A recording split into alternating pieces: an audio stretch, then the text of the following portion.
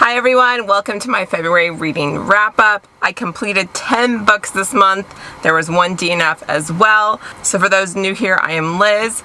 I am coming to you from my camper van right now in Baja. We drove down to Baja, and so I'm literally on a beach right now. So I had a mixed reading month, some really great 5-star books here, and then one book so bad to me that I DNF'd it. So I'm excited to dive in. I started off with 4,000 Week Time Management for Mortals. And if you're like me, when you saw that title, you're probably like, that sounds terrible. I do not want to read about managing time. And so I actually put off this book for a long time because of that. However, it's not what you think. It's really more about like, you have 4,000 weeks roughly on this planet Earth to live. And how do you best want to spend that time? And so it really focuses on like knowing that A, you can't do everything you want. There are times and seasons for things, and that really kind of prioritizing what's most important and just getting rid of the other stuff that you kind of have on this want to do list that's kind of weighing you down is super important. And I think I really needed to hear this book. I feel like if you are like me and that you always have so many interests and you're wanting to do everything all at once, this is her book for you. Really kind of has made me realize I need to kind of prioritize my time better. I think for me, I'm giving it a 4.75. I think the only reason I'm giving it, docking it slightly, is that I would have preferred kind of some more helpful tips throughout the book. They kind of had like a summary at the end, which was great, but I think throughout it would have been kind of helpful. Like I really love it when like self-improvement kind of books do like chapter summaries. So I think that would have been nice. But overall, really enjoyed that book. Highly recommend if you're the type of person who has so many things they want to do and feel like they have no time ever to do them. So the next book I read is called The Woman in Me. It's Britney Spears' memoir. And I was really interested in reading this because I was interested in learning kind of more about like that Free Britney movement that happened, which I didn't really understand, but I heard about.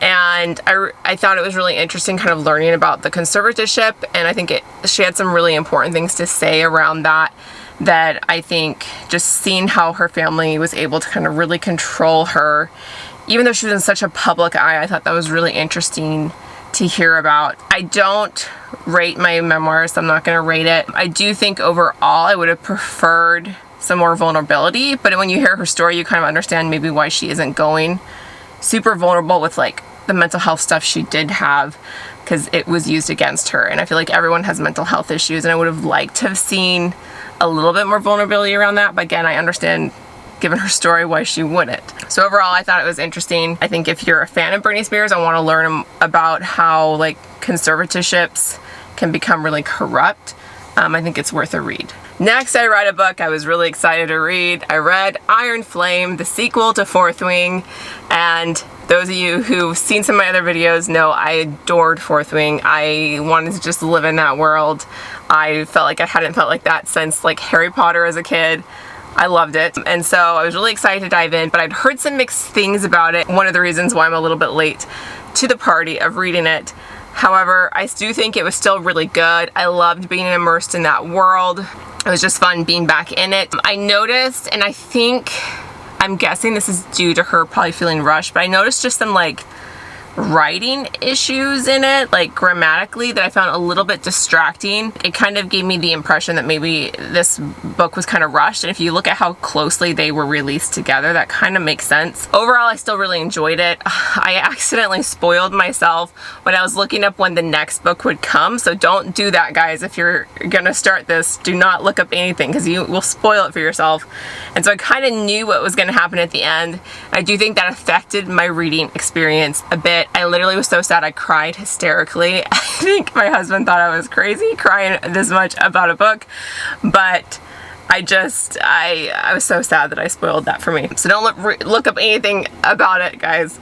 Just read it if you haven't read it. I was vacillating between a 4.25 and a 4.5 for this book. I think I'm gonna go with 4.5 because it's still this universe, which I just adore, and I liked it. I heard some people complain that there wasn't kind of like a new love interest brought into the book. I didn't mind that at all, because I find the whole other stuff really interesting, and the characters and stuff. So overall, I still really enjoyed it, and I'm really excited for the next book to come out, whenever that is. Just don't look it up, guys, if you haven't read Iron Flame yet. Alright, next I read The Storied Life of A.J. Fickery, and this is just such a cute book. This is for people who love reading. I feel like the whole book is kind of dedicated to people who love it.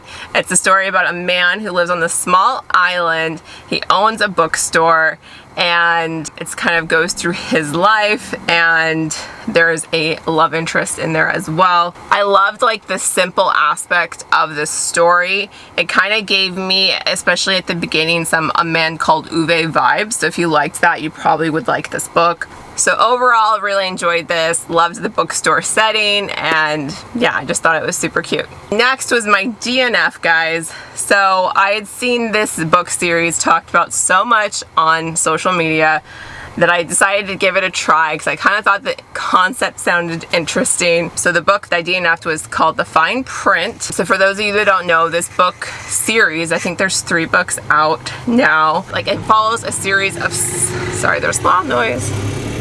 Wow, look at ATVs, holy crap. Yeah, so those who don't know, van life shares the same road as the ATVers often, so sometimes this is just a reality of van life. Anyways, okay, so the story essentially is about the grandsons of who essentially, I guess, is Disney. I mean, they are not really keeping that secret. It's not called Disney. I think it's called Dreamland, but it's Disney. And he dies and he leaves this inheritance, and in order to get the inheritance, the boys have to do different things based on what he thinks the grandsons need. And so the first story follows a man who kind of has now become a ruthless business guy, but he used to be very creative, and his grandfather wanted him to kind of unearth his creative side again and get in touch with that. And so he has to create a big creative project essentially in order to get his inheritance. And so it follows very closely, mostly to just the romance in there with someone who the man hires to be on his creative team on this project. And there's so many boundaries crossed in terms of boss and subordinate relationship that it's very uncomfortable. Also, it's so cringy that I literally just kept laughing hysterically because of the cringe. Like, it wasn't something funny in the series. It was just so cringe that I couldn't help but laugh, which is never a good thing, I feel like, for a romance book. So I had to DNF it. It got to a point, I think I got like 50% of the way through, and I just had to. I'm like, oh my goodness, I can't. I'm done. I heard that the second one was better though. So my next read was the second in the series because I was like, okay, I'm gonna give it a try. People say the second one's a lot better, and it was a lot better.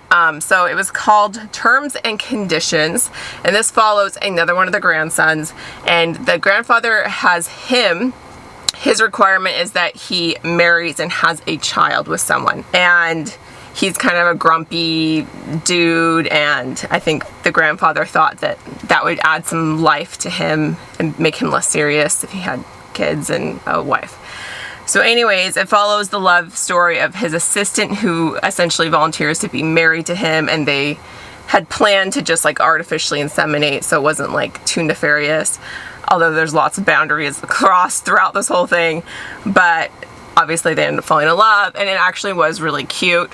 I ended up giving a 3.75. There's still some cringe, so I had to dock it a little bit, and the story just so focuses on the romance. I think for me personally, I've learned my taste is that I really like other aspects and then romance, and this is really focused on the romance. So I think if there had been more family dynamics and other things brought into it, my rating would have increased. Overall, I did think it was really cute.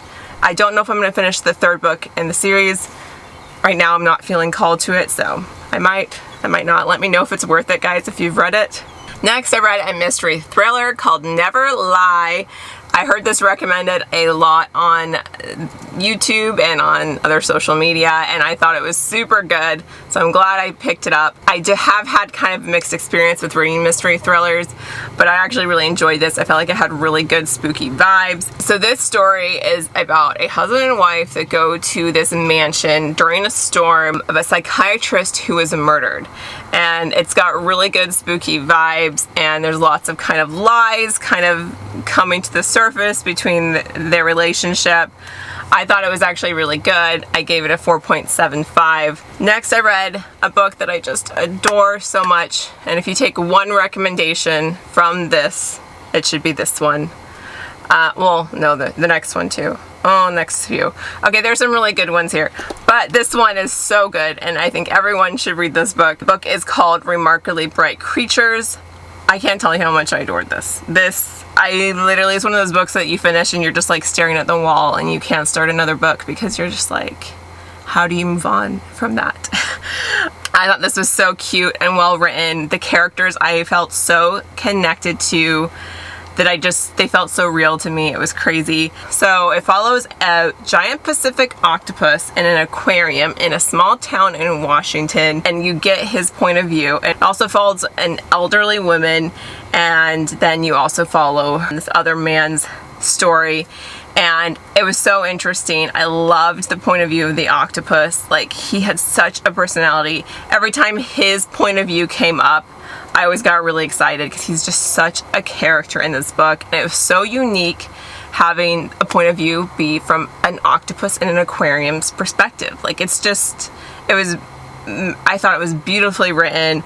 I loved the characters. I wasn't ready to move on at all when I finished the book. Also, this was the author's first ever book, which is crazy. I looked up the author afterwards, and like, to have written this beautiful of a book for her first is just mind-boggling. It's just so heartwarming. Loved this story. Highly, highly recommend that. 5-star plus for me. Next, I read the second part of the A Good Girl's Guide to Murder trilogy, and so this one's called Good Girl, Bad Blood, and I loved the story. I love Pip. She's like this type A personality person who solves murders, and so from the original book she was doing it for her capstone project, senior project, and now she has like a podcast, and so she follows a mystery in the town. It has major vibes from the first book, and so I really just enjoyed it. It's a good fun read. I gave it 5 stars. I really enjoyed it. And I also just really love the characters in this. Like, Pip is just such a type A personality, and it's just, I don't know, I love it. I also kind of wish I could be that as organized as her at her age. It's kind of crazy. Next, I read a nonfiction book called Being Mortal, Medicine and What Matters in the End. And I think this is such an important book to read. So it discusses how our culture in the US handles mortality and really about the reality of that. It discusses whether like clinicians should save people's lives at the cost of what they might value. The author gives tons of examples from his work. He's a medical doctor, and with different patients who have terminal illnesses and like all these different surgeries that they could do that could maybe potentially prolong their life, but if they're terminally ill, they're going to die soon, and whether that actually is worth it if it's going to make them affect other aspects of their lives, like if they're going to be crippled or if they're going to have reduced cognitive functioning. I just think this is such an important book to read. Here in the US, we really have this mentality. Actually, I'm not in the US, I'm in Baja right now. But in the US, we have this mentality in medicine to just save lives at all costs. And maybe that's not necessarily the right frame of mind. It also talks about hospice and like why that's important. And actually the author discusses how like in studies have shown that it actually doesn't reduce people's life. Like, a lot of people think of hospice as like you're preparing for your death, which you are, and that's important, but it's also can prolong people's life because they have a plan and they're living the life on their own terms. And yeah, it really talks about like the difference between nursing homes and assisted livings and how we just handle our elderly in society. And I just thought it was such an important conversation to have. I really enjoyed this. I gave this 5 stars. I think this is really important for people to read, really everyone, because one of the themes throughout this is about the importance of having these hard discussions with your loved ones to know what actually matters to them in the end. And that will also take off stress from you having to make those decisions.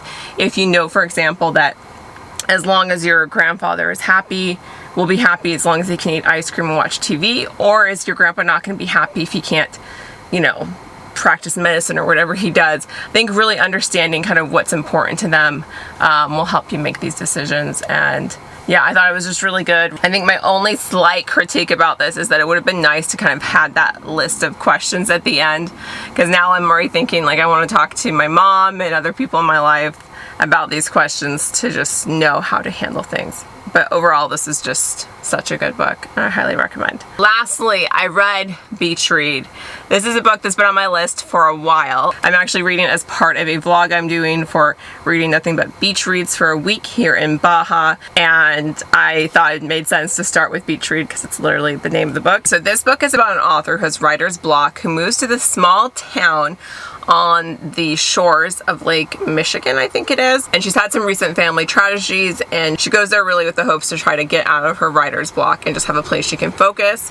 And next door to her, she has another author who they end up forming a friendship between the two of them, and it was really cute. I thought it was fun, easy read. It had a slow burn, which I always enjoy in a book. They have this thing where they like write notes to each other through their door windows, and it was cute. It has lots of cute vibes. My only critique about this really was that it has like this double third act breakup thing, and I just don't love it when books do that. I don't feel like it's necessary, and so I got a little kind of just like, I was like, really, let's just get through this at the end. But overall, I did really enjoy it. I thought it was cute. And yeah, that is my February reading wrap up. And definitely not as many books as last month, and I think that's probably good. It was a little crazy last month how many books I read. We've definitely been traveling and busy, and yeah, I'm just reading less. But overall, still a really good reading month. I'm gonna be releasing a vlog here in a week or two about me reading nothing but beach reads for a week in order to find the perfect beach read. So stay tuned for that,